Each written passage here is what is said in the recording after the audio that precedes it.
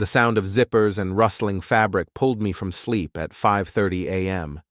Jennifer was packing again, her designer luggage spread across our bedroom floor like expensive landmines. I watched through half-closed eyes as she folded silk scarves and designer dresses with the precision of someone who'd done this before. "Girls' trip?" I asked, my voice still rough with sleep. "Just a week in the mountains with the office crew," she said, without looking up. "You know how stressed I've been with the luxury marketing campaign." I knew all right. Jennifer worked for a high-end lifestyle brand, selling overpriced handbags to women who measured their worth in Instagram likes. The irony wasn't lost on me. A woman who'd married a home restoration contractor was now embarrassed by my blue-collar roots. My phone buzzed with a group chat notification. The message preview made my stomach drop. "Can't wait to see you again, gorgeous. This week will be perfect. Finn Harlow, Jennifer's ex-boyfriend from college, the fitness influencer with more abs than brain cells and an ego the size of Connecticut." I scrolled through the chat history, my heart hammering against my ribs, months of messages, plans, reservations for two. "Have a great time," I said, sitting up in bed. "Don't do anything I wouldn't do." She finally looked at me, her green eyes calculating. "Cole, you're being weird. It's just work friends." "Sure it is." I grabbed my phone and snapped a quick selfie, making sure to capture the unmade bed and my disheveled morning look. Just documenting the moment my wife leaves for her totally innocent business trip. Jennifer's face flushed. "What's that supposed to mean?" "Nothing at all. Have fun with your coworkers." I posted the photo to social media with the caption, "When your wife goes on mysterious trips, you learn to enjoy the quiet." 20 minutes later, she was gone. The house felt different immediately, lighter somehow, like a weight had been lifted from the foundation. I made coffee in the kitchen she'd redecorated 3 times in 2 years, each renovation more expensive than the last. That's when I found the credit card statements. Before we dive deeper into this story, I have one small request. Please subscribe, drop a like, comment, and hit that hype button to boost this channel so more people can discover these incredible Reddit stories. Jennifer had always been secretive about money, claiming her marketing job required image maintenance. But the statements hidden in her desk drawer told a different story. Thousands spent on lingerie, spa treatments, and weekend getaways I'd never heard about. A second credit card I didn't know existed, maxed out on luxury hotels and expensive dinners for two. My phone rang. Asher Trevin, my oldest friend and the most reliable guy I knew. "You sound like garbage," he said by way of greeting. "Jennifer finally drive you to drink?" "She's gone for a week. Found some interesting reading material in her desk." "Want to talk about it?" "I'm at the shop." Asher's auto repair garage sat on the edge of town, all grease stains and honest work. Unlike my wife's sterile office with its glass walls and motivational posters, this place felt real. Asher emerged from under a Honda Civic, wiping his hands on a rag that had seen better decades. "So what's the damage?" he asked. I showed him the statements, the text messages, the carefully planned deception. Asher whistled low. "Man, she's been planning this for months. What are you going to do?" "I'm thinking about it," I said. "You know what bugs me most? She thinks I'm too stupid to figure it out." "You going to confront her?" "Eventually. But first, I want to level the playing field." Asher grinned, the same expression he'd worn in high school when we'd planned elaborate pranks on the football team. "What do you need?" "Information, and maybe some creative problem-solving." We spent the next hour researching Jennifer's digital footprint. Her social media showed carefully curated perfection: the devoted wife, the successful career woman, the lifestyle guru dispensing advice about authentic living. The comments were full of admiring women asking for relationship tips. "Authentic," Asher snorted. "That's rich." My phone buzzed with a text from Jennifer. "Missing you already. The mountain air is so refreshing." I checked the weather. No mountains within 200 miles were expecting anything but rain. Time to get creative, I told Asher. The beauty of modern life is how connected everything is. Cancel one subscription, and the dominoes start falling. I started small, redirecting Jennifer's magazine subscriptions to her office address. Then I moved to the joint accounts, transferring funds to savings accounts she'd forgotten about. Nothing illegal, just reorganizing our finances in ways that would become apparent when she tried to use her cards. Jennifer's sister Marae called that afternoon. Unlike Jennifer, Marae had stayed grounded despite their family's money. She worked as a freelance graphic designer and lived in a converted warehouse apartment filled with her artwork. "Your wife's been texting me nonstop," Marae said. "Something about you acting strange before she left." "Define strange." "She thinks you suspect something." "Smart woman. Too bad she's not smart enough to cover her tracks better." Marae was quiet for a moment. "Cole, what did you find?" I told her everything. The secret credit cards, the messages with Finn, the elaborate deception. When I finished, Marae sighed heavily. I wondered when this would happen. Jennifer's been restless for months, complaining about being tied down, missing her old life. "Why didn't you tell me?" "Because I hoped she'd come to her senses. But if she's with Finn..." Marae's voice hardened. "That guy's a parasite. He'll drain her bank account and move on to the next target. Maybe that's exactly what she deserves. Maybe it is."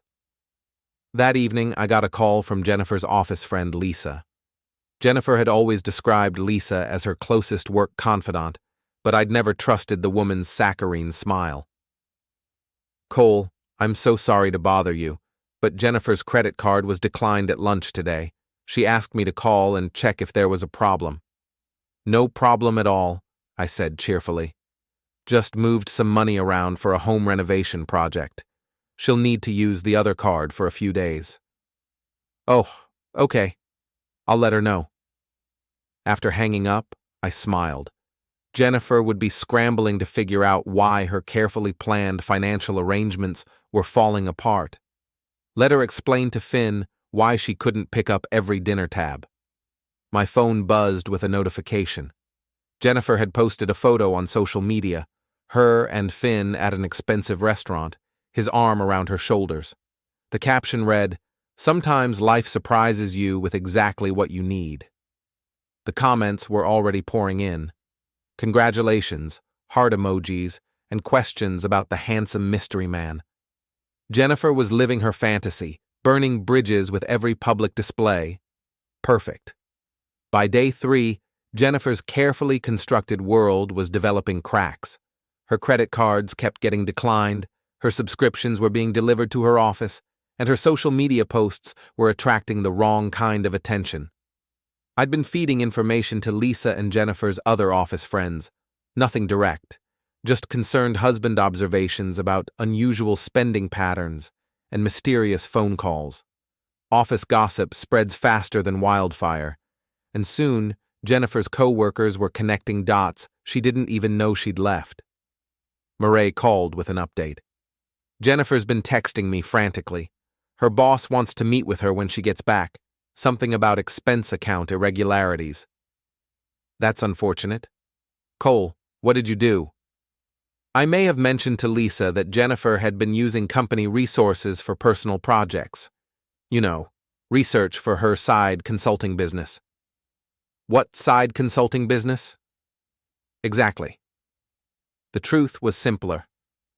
Jennifer had been using her company credit card for personal expenses, assuming no one would notice small charges scattered across months. But when someone started looking closely, the pattern became obvious. My phone rang. Jennifer, calling from her romantic getaway. "Cole, what's happening? My cards aren't working, my boss is asking questions, and people are commenting on my photos asking if we're separated." "Slow down," I said calmly. "What photos?" "You know what photos. The ones with Finn." "Oh, those photos. The ones where you're clearly not on a girls' trip with coworkers." Silence. "Jennifer, are you having an affair?" "It's not. It's complicated." "It seems pretty straightforward to me." You lied about where you were going. You're spending money we don't have, and you're posting pictures with your ex-boyfriend. What part is complicated? You don't understand. Finn and I have history. We never really got closure. And you thought the best way to get closure was to sneak away for a romantic week while lying to your husband? I was going to tell you when I got back. Tell me what, exactly? Another long pause. I want a divorce. The words hung in the air like smoke. I'd been expecting them, but hearing them still felt like a punch to the chest.